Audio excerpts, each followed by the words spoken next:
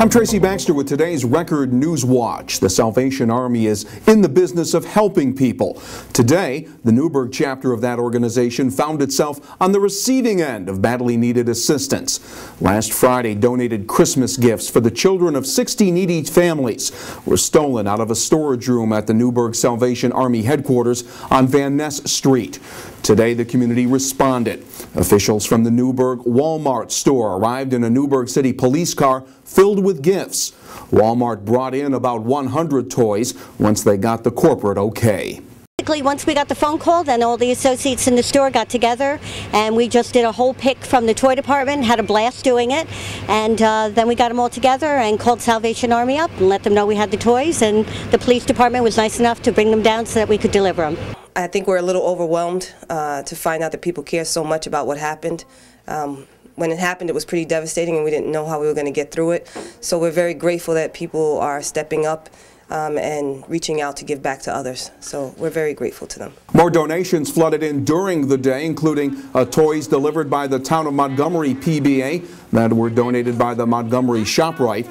Newburgh Salvation Army Lieutenant Sheila Gage said she'll call the families who had been initially turned away so they can pick up the replacement toys in time for Christmas.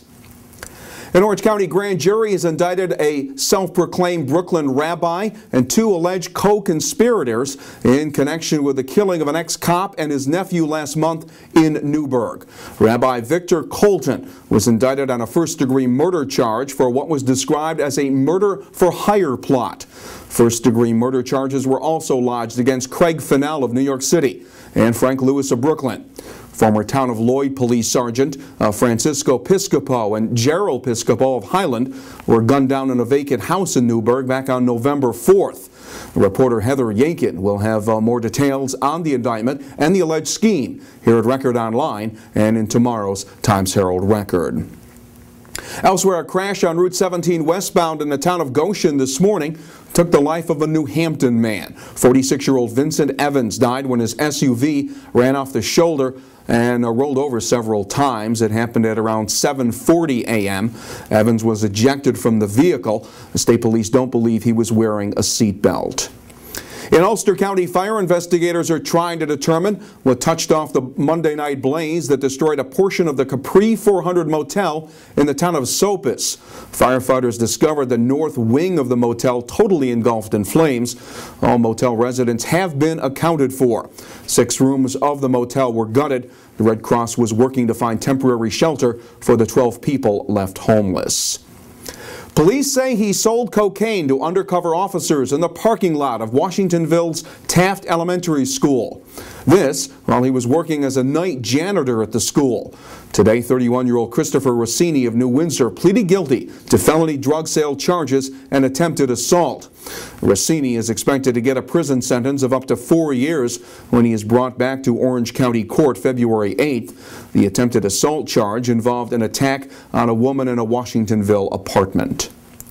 Town of Blooming Grove police have arrested a Dutchess County man on felony marijuana possession charges for bringing in large quantities of pot from the West Coast here to the Hudson Valley. 40-year-old Wolf Michaelik of Fishkill was picked up following a month-long investigation that involved shipments of marijuana that were coming from California and sent to Blooming Grove through the use of commercial shipping companies. Reports are Michaelik used a store, Tender Pet Care Grooming, next to the Blooming Grove post office as the drop-off point for the marijuana shipments. At the time of his arrest, police intercepted a shipment of 16.5 pounds of marijuana with a street value of more than $45,000. And if you got out of bed and gazed out the window very early this morning, you might have been rewarded with the sight of something very rare. If clouds didn't get in the way, you could have caught a glimpse of the total lunar eclipse when the moon is entirely inside the Earth's shadow. If you missed this morning's show in the sky, there will be 2 total lunar eclipses next year in June and December, but we here in North America will miss the June event and will only be able to see a portion of next December's eclipse. Well, Not much change expected in our weather over the next 48 hours. Tomorrow will feature a mix of sun and clouds with a slight chance of a little light rain or snow flurries. The highs will be in the mid to upper 30s. Partly sunny Thursday with the high temperatures again in the 35 to 40 degree range. All the breaking news can be found here at Record Online, and complete details of all the day's developments can be found in tomorrow's edition of the Times-Herald Record. For Record Newswatch, I'm Tracy Baxter.